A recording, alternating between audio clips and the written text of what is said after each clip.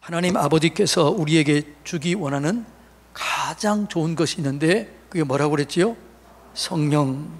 성령님이라고 그랬습니다. 하나님께서 우리에게 주기를 원하시는 가장 좋은 것은 성령님이십니다. 그래서 우리는 이 성령의 은혜를 받기를 갈망하고 또 성령을 어떻게 받아야 될 것인가를 알아야 되고 또 성령에 대해서 깊이 이해가 있어야 돼요. 그런데 우리가 일반적으로 성령을 얘기할 때는 두 가지예요. 첫째는 뭐냐 그러면 그냥 성령의 임재가 있고 성령 충만, 성령 세례 같은 말이죠. 예, 있습니다. 일반적으로 우리가 예수를 믿을 때 성령이 우리 가운데 와 계시는 거죠. 그러니까 이제 어떤 사람들이 특별히 개혁주의 교회에서는 은사 중지론, 성령 중지 이런 공식적으로 이렇게 합니다. 지금은 더 이상 기적도 없다 이렇게 하는 분들이 계셔요. 아니에요. 성경적으로 보면 성령의 임재가 있고 성령의 충만이 세례가 있습니다. 자, 고린도전서 12장 3절 한번 읽어볼까요? 시작. 그러므로 내가 너희에게 알리노니 하나님의 영으로 말하는 자는 누구든지 예수를 저주로 할 자라 하지 아니하고 또 성령으로 아니하고는 누구든지 예수를 주시라 할 수 없느니라. 참, 여러분들이 지금 예수님을 주시라고 하죠? 예수님을 믿지요? 그러면 그 믿게 하는 분이 누구예요? 성령님이십니다. 그러면 여러분이 예수를 믿고 지금 예수님을 고백하면 내 안에 누가 계신다? 성령이 계신다라는 거죠. 예. 그런데 우리가 성령이 내 안에 계시지만 그런데 우리가 주님의 사역을 감당하기 위해서는 능력 있는 사역을 감당하기 위해서는 더 필요한 것이 있습니다. 그게 뭐냐 그러면 성령 충만이에요. 여러분, 오늘 여러분들이 교회를 나왔습니다. 예수님을 영접했습니다. 예수를 믿습니다. 교회 신앙생활을 합니다. 그런데 여러분이 느끼기에 무언가 더 필요하다는 것을 느끼나요? 이제는 됐다라고 느끼나요? 아니, 대답을 해보세요. 지금 나는 아직도 무언가 더 필요하다. 아직 내게 능력이 필요하다. 이게 느끼나요? 그게 느끼는 거죠. 그러니까 뭐라고요? 우리가 성령이 우리 가운데 계시지만 그러나 그 충만, 성령 세례, 그 권능이 우리 가운데 임하지 않았기 때문에 그러니까 우리가 어떻게 해요? 더 원하는 거죠. 아, 뭔가 부족하다고 느끼는 거죠. 그래서 여러분 성령 충만, 성령 세례를 받아야 되는 거죠. 그래야 우리가 능력 있는 삶, 권능 있는 삶을 살게 될 줄로 믿습니다. 성령의 권능이 임해야 복음을 증거하는 능력 있는 성도가 될 줄로 믿습니다. 그래서 예수님께서 능력을 위로부터 능력이 올 때까지 기다리라. 이 능력이 뭐예요? 성령 충만이에요. 성령 세례예요. 이 성령 세례를 다 받으시기를 주님의 이름으로 축복합니다. 이걸 주님이 우리에게 주기를 원해요. 받기를 원해요. 그럼 어떻게 받느냐라는 거죠. 이 성령 충만, 성령 세례는 우리가 갈망하고 사모할 때 우리 가운데 임하게 될 줄로 믿습니다. 성령은 인격적이라고 그랬습니다. 성령은 하나님이시요, 성령은 인격적이요, 성령은 성경을 기록한 분이요, 성령은 진리를 증거한 분이요, 예수 그리스도를 영화롭게 하는 분이요, 성령은 권능을 주시는 분이라고 그랬습니다. 이 권능을 경험하기 위해서는 사모해야 될 줄로 믿습니다. 갈망해야 될 줄로 믿습니다. 잠언 8장 17절 다 같이 읽습니다. 나를 사랑하는 자들이 나의 사랑을 입으며 나를 간절히 찾는 자가 나를 만날 것이니라. 하나님은 사랑하는 자를 만나 주세요. 찾는 자를 만나 주세요. 하나님을 여러분이 사랑하면 하나님이 여러분을 사랑하는 걸 본인이 느껴요. 하나님을 찾으면 만나 주실 줄로 믿습니다. 그러니까 하나님이 때로는 강권적으로 역사할 수도 있어요. 그러나 갈망할 때 두 번째 성령의 충만함이 임하게 되는 거죠.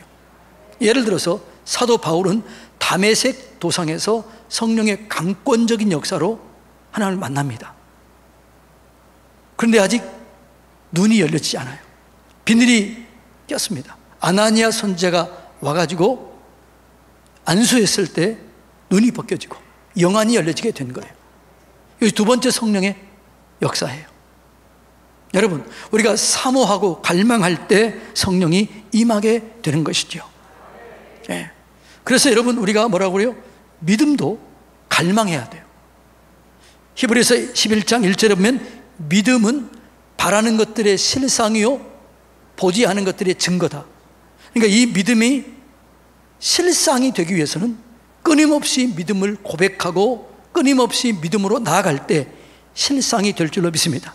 그러니까 계속적으로 우리의 믿음을 성장하고 계속적으로 믿음을 나아갈 때 이 믿음이 강한 믿음, 큰 믿음으로 세워지는 거죠. 계속해서 갈망해야 되는 거죠. 성령도 마찬가지입니다. 갈망해야 돼요. 사모해야 돼요. 강청 기도할 때 은혜가 임하게 되는 것이지요. 누가복음 11장 5절로 8절 다 같이 읽습니다. 또 이르시되 너희 중에 누가 벗이 있는데 밤중에 그에게 가서 말하기를 벗이여 떡 세 덩이를 내게 구워달라. 내 벗이 여행 중에 내게 왔으나 내가 먹일 것이 없노라 하면 그가 안에서 대답하여 이르되 나를 괴롭게 하지 말라. 문이 이미 닫혔고 아이들이 나와 함께 침실에 누웠으니 일어나 내게 줄 수가 없노라 하겠느냐. 내가 너희에게 말하노니 비록 벗됨으로 인하여서는 일어나서 주지 아니할지라도 그 간청함을 인하여 일어나 그의 요구대로 주리라. 구하라 그러면 너에게 주실 것이요 찾으라 그리하면 너에게 찾을 것이요 문을 두드리라 그리하면 너희에게 열릴 것이니. 그러니까 강청하며 기도하라는 거죠. 구하고 찾고 두드리라는 거죠. 어느 때까지요? 열릴 때까지 기도하라는 거죠. 우리가 계속해서 갈망함으로 기도하고 구할 때 열려지게 될 줄로 믿습니다. 성령의 역사도 마찬가지예요. 성령 충만의 역사는 여러분 갈망하지 않으면 안 돼요. 사모하고 갈망하고 이루어질 때까지 온전하게 계속해서 깊이 갈망하시기를 주님의 이름으로 축복합니다. 구하고 찾고 두드리면서 갈망하세요. 그럴 때 성령의 세례, 성령 충만한 은혜를 경험하게 될 줄로 믿습니다. 이 은혜를 경험하게 되기를 주님의 이름으로 축복합니다. 성령 충만 세례는 뭐라고요? 갈망해야 돼요. 두 번째는 안수를 통해서 성령 충만함을 경험할 수 있습니다. 자, 사도행전 8장 14절로 17절 다 같이 읽습니다. 예루살렘에 있는 사도들이 사마리아도 하나님의 말씀을 받았다함을 듣고 베드로와 요한을 보내매 그들이 내려가서 그들을 위하여 성령 받기를 기도하니 이는 아직 한 사람에게도 성령을 내리신 일이 없고 오직 예수의 이름으로 세례만 받을 뿐이더라. 이에 두 사도가 그들에게 안수함에 성령을 받은지라. 자, 예루살렘 교회에 사마리아 사람들이 하나님의 말씀을 받았다는 얘기를 듣습니다. 하나님의 말씀을 받았다는 얘기는 성령이 개입했다는 거예요? 안 했다는 거예요? 했다는 거예요. 그래서 베드로와 요한을 보냅니다. 그런데 그들이 보냈는데 성령이 임하 있었지만 아직 충만함을 얻는 거예요. 그래서 그들이 위해서 성령 충만함을 위해서 기도하고 안수했더니 어떻게 돼요? 성령이 임했다라고 말씀합니다. 두 사도가 그들에게 안수함에 성령을 받았다는 거죠. 자, 여러분 기도할 때 성령 받을 수 있습니다. 그런데 왜 안수를 꼭 해야 되느냐라는 거죠. 안수할 때 왜 성령이 더 강하게 임하느냐라는 거예요. 이게 굉장히 중요해요. 안수가 왜 중요하냐라는 거예요. 이걸 알고 안수를 받아야 돼요. 안수가 뭐냐 그러면 주님의 몸된 지체가 함께 협력하는 거예요. 함께 연합하는 거예요. 그래서 하나님의 지체가 협력하고 연합할 때 능력과 기적이 나타나는 거죠. 그래서 하나님은 연합을 기뻐하는 거예요. 여러분, 디모데가 바울이 안수할 때 그 은사가 불일 듯 일어났다라고 말합니다. 디모데후서 1장 6절 다 같이 읽습니다. 그러므로 내가 나의 안수함으로 내 속에 하나님의 은사를 다시 불일듯하게 하기 위하여 너로 생각나게 했다. 디모데야, 기억해라. 내가 너와 합력해서 마음을 모아서 함께 연합했을 때 은사가 불일듯하게 일어나지 않았느냐. 그러니까 이 안수는 뭐라고요? 믿는 자들이 마음을 모으는 거예요. 연합하는 거예요. 그리고 질서를 지키는 거예요. 그러니까 성경은, 하나님은 질서의 하나님이십니다. 그래, 안수는 누가 하는 거예요? 주로 목회자들이 우리 교대 안에서 하잖아요. 그리고 누가 해요? 부모가 하잖아요. 여러분, 그리고 여러분들이 기도할 때는 손을 잡고 함께 기도하는 겁니다. 연합하는 겁니다. 질서를 세우는 겁니다. 하나님은 연합을 기뻐하는 거죠. 그래서 두세 사람이 있는 곳에 내가 그들 중에 너희와 함께 하겠다. 두세 사람이 합심하여 기도할 때 내가 함께해서 응답해 주겠다는 거죠. 안수는 연합을 상징합니다. 합력을 상징합니다. 여러분, 하나님께서 우리에게 복을 주는데 연합하는 것에 복을 주는 거죠. 시편 133편에 보면 보라, 형제가 연합하여 동거함이 어찌 그리 선하고 아름다운고. 주님이 보기에 그렇게 아름답다는 거죠. 내가 거기에 복을 명했다, 이렇게 그래요. 그래서 여러분들이 가정이 연합할 때 하나님의 복이 임하게 될 줄로 믿습니다. 구역에서 연합하며 기도할 때 응답이 빠르게 일어나게 될 줄로 믿습니다. 그래서 우리가 온 교회가 교회적으로 연합하여 기도할 때 능력이 임하게 되는 거죠. 그래서 연합 기도가 강력한 힘이 있습니다. 사도행전 2장도 연합이고 사도행전 4장도 연합입니다. 연합해서 기도할 때 성령이 불같이 임하게 돼요. 그래서 이 안수는 뭐라고요? 연합하라, 합력하라, 마음을 모으라, 질서를 따르라, 이런 얘기예요. 그래서 안수할 때 능력이 임하게 되는 거죠. 안수를 그래서 귀하게 여기시길 바랍니다. 안수를 받을 때 그런 마음이 있어야 돼요. 목사님에게 임했던 그 성령 내게도 주십시오.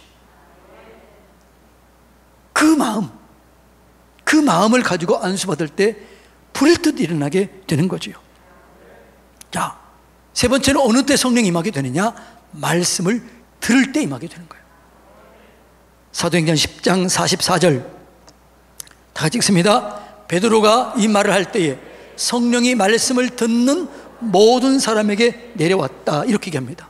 자, 이 사도행전 10장은 누구에 관한 이야기입니까? 고넬료의 집안에 관한 이야기입니다. 고넬료가 환상을 봅니다. 베드로를 초청하라는 환상을 봐요. 베드로를 초청합니다. 베드로가 자기 집에 왔을 때 친구와 친척들을 다 초대해 놓고 베드로의 발 앞에 무릎을 꿇고 환영합니다. 근데 베드로가 뭐라고 그래요? 일어서라. 그리고 말씀을 증거해요. 말씀을 증거할 때 그 말씀이 끝날 때 어떻게 돼요? 성령이 그 온 가족에게 임했다라는 거예요. 말씀을 들을 때 성령이 임하게 될 줄로 믿습니다. 오늘 여러분들이 오늘 이 말씀을 들을 때 성령이 임할 수 있어요. 왜 성령이 말씀을 들을 때 임할까요? 말씀이 곧 하나님이라고 요한복음에서 얘기했잖아요. 말씀이 육신이 되어 오신 분이 예수 그리스도예요. 예수가 곧 말씀이에요. 그런데 그 말씀을 기록한 분이 누구예요? 성령이에요. 모든 성경은 하나님의 감동으로 기록됐다는 거죠. 성령의 감동으로 기록된 거죠. 말씀의 저자가 성령입니다. 그래서 모든 성경은 하나님의 감동으로 기록된 것으로 교훈과 책망과 바르게 함과 유익하기에 유익하다는 거죠. 그렇게 말씀의 저자가 누구예요? 성령이에요. 그래서 성령이 조명할 때, 비춰줄 때 말씀이 깊이 이해가 되는 거죠. 그리고 또 말씀을 통해서 성령을 이해할 수 있는 거죠. 그래서 우리의 믿음의 선조들은 이렇게 했습니다. 성령은 말씀의 수레를 타고 온다는 거죠. 그러니까 말씀을 보내어서 믿음을 갖게 하고, 그래서 시편 107편 20절에 보면 뭐라고요? 말씀을 보내어 위험한 지경에서 너희를 치료할 것이다. 성령이 임하게 되면 말씀이 깨달아져요. 또 성령을 통해서 말씀이 이해가 되고 말씀을 통해서 성령이 깊이 이해가 되는 거죠. 서로 상호작용을 하게 되는 것을 볼 수 있습니다. 그래서 여러분, 우리가 말씀을 가까이 해야 될 줄로 믿습니다. 그러니까 말씀을 읽을 때 성령님께 얘기해야 돼요. 성령님, 내 눈을 열어서 말씀의 세계를 경험하게 하여 주시옵소서. 말씀을 통해서 성령을 더 깊이 경험하게 해 주십시오. 두 가지 같이 기도해야 돼요. 그럴 때 여러분, 성령을 통해서 말씀의 세계가 열려지고 말씀을 통해서 성령님의 은혜를 더 깊이 경험하게 되는 거죠. 그래서 여러분, 오늘 여러분들이 말씀을 듣다가 이 말씀이 여러분의 마음에 확 닿고 믿음으로 여러분 마음속에 들어올 때 여러분 속에 치유가 일어나게 되고 회복이 일어나게 되고 변화가 일어나게 되고 아이디어가 떠오르게 되고 능력을 경험하게 될 줄로 믿습니다. 그러니까 말씀을 듣는 자에게 임했던 것처럼 오늘도 여러분이 말씀을 들을 때 그 말씀의 가운데 성령이 임해서 안수하는 도 치료가 돼요. 말씀이 믿어지면 치료가 되는 거죠. 이 믿음이 여러분 가운데 있게 되기를 주님의 이름으로 축복합니다. 구약도 마찬가지예요. 구약도요, 말씀과 성령이 함께 할 때 역사가 일어난 거죠. 이사야서 59장 21절 다 같이 읽습니다. 여호와께서 이르시되 내가 그들과 세운 나의 언약이 이러하니 곧 내 위에 있는 나의 영과 내 입에 둔 나의 말이 이제부터 영원토록 내 입에서와 내 후손의 입에서와 내 후손의 입에서 떠나지 아니하리라 하시니라. 여호와의 말씀인지라. 하나님의 영이 말씀 가운데 임하는 거예요. 그러니까 말씀과 영이 함께 할 때 우리에게 놀라운 일이 일어나게 되는 거죠. 오늘 이 역사가 오늘 여러분 가운데 일어나게 되기를 주님의 이름으로 축복합니다. 마지막 성령이 임한 때는 또 뭐냐? 다음 주까지 이어질 텐데 오늘 마지막. 언제 때 성령이 임하느냐? 다음 주 너무너무 중요해요. 성령이 떠나지 않는 방법에 대해서 다음 주는 얘기할 겁니다. 오늘 너무너무 중요해요. 다음 주도 중요해요. 마지막 성령이 임할 때는 어느 때냐 그러면 사명을 감당하려고 할 때 성령이 임하게 되는 거죠. 여러분, 사도행전 3장에 보면 베드로와 요한이 여러분 나면서부터 안진병이 된 자를 봅니다. 그럴 때 왜 보였을까요? 아무래도 성령이 임했던 것 같아요. 성령이 베드로와 요한에게 뭐라고 그래요? 임한 거예요. 그래서 뭐라고 그래요? 우리를 보라라는 거죠. 쳐다봤더니 금과 은은 내게 없지만 내게 있는 건 내게 주노니 나사렛 예수 이름으로 일어나 걸으라. 손을 잡아 일으켰더니 발과 발목에 힘을 얻고 뛰어서서 걸으며 하나님을 찬송하며 하나님께 영광을 돌려요. 자, 그날부터 예루살렘에 놀라운 지진이 일어납니다. 영적 지진이 일어납니다. 아니, 어떻게 이런 일이 있을 수 있는가? 예수님은 죽었는데 저 제자들은 아무것도 할 수 없는 자들이었는데, 그런데 베드로와 요한을 통해서 기적이 일어난 거예요. 온 예루살렘이 들썩들썩합니다. 그래서 서기관들과 바리새인과 제사장들이 사내들은 공회를 열고 베드로를 잡아요. 그리고 위협합니다.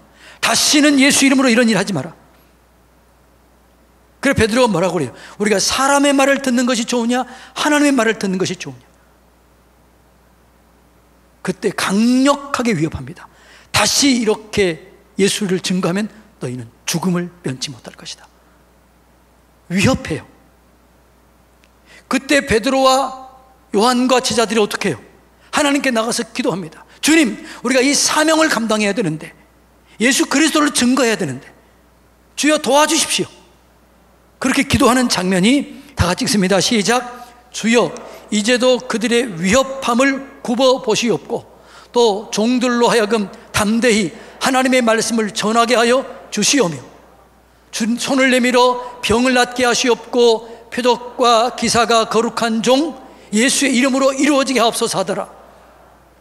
빌기를 다하매 모인 것이 진동하더니 무리가 다 성령이 충만하여 담대히 하나님 말씀을 전하니라. 어느덧 성령이, 자, 사도행전 2장에 성령이 강력하게 임했습니다. 불의같이 보였습니다. 바람같이 들려왔습니다. 언어가 바뀌었습니다. 느낌이 달랐습니다. 그런데 두 번째 성령 충만이 뭐예요? 땅이 진동한 거예요. 모인 것이 진동할 만큼 성령이 임한 거예요. 어느 때요? 주여 우리의 생명을 위험 속에서 구해 주십시오. 우리가 이 말씀을 담대하게 전할 수 있는 힘을 주십시오.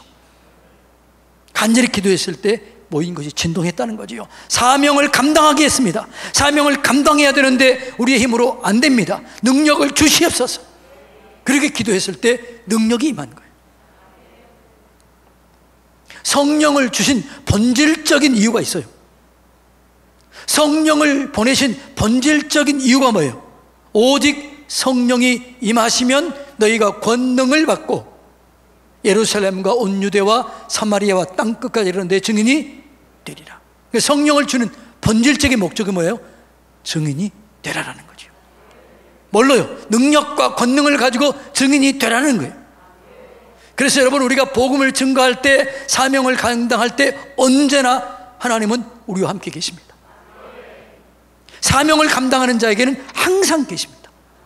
마태복음 28장 19절로 20절 다 같이 읽습니다. 그러므로 너희는 가서 모든 민족을 제자로 삼아 아버지와 아들과 성령의 이름으로 세례를 베풀고 내가 너에게 분부한 모든 것을 가르쳐 지키게 하라. 볼지어다 내가 세상 끝날까지 너희와 함께 하리라.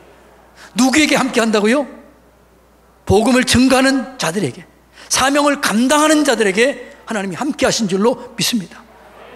지금도 마찬가지예요. 우리나라도 그렇고 선교지도 그렇고 우리가 온전히 사명을 감당하려고 할 때 능력을 부어주실 줄로 믿습니다. 자, 마가복음 16장에서는 구체적으로 더 강하게 이렇게 얘기합니다. 다 같이 읽습니다. 또 이르시되 너희는 온 천하에 다니며 만민에게 복음을 전파하라. 믿고 세례를 받은 사람은 구원을 얻을 것이요 믿지 않은 사람은 정죄를 받으리라.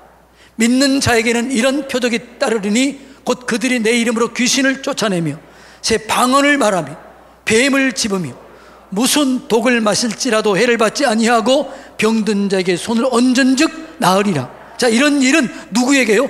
복음을 전파하라. 복음을 전파할 때 믿고 세례를 받은 자들에게는 이런 일이 나타나게 될 것이다.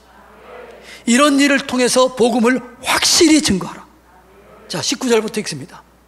주 예수께서 이 말씀을 마치신 후에 하늘로 올려지사 하나님 우편에 앉으시니라.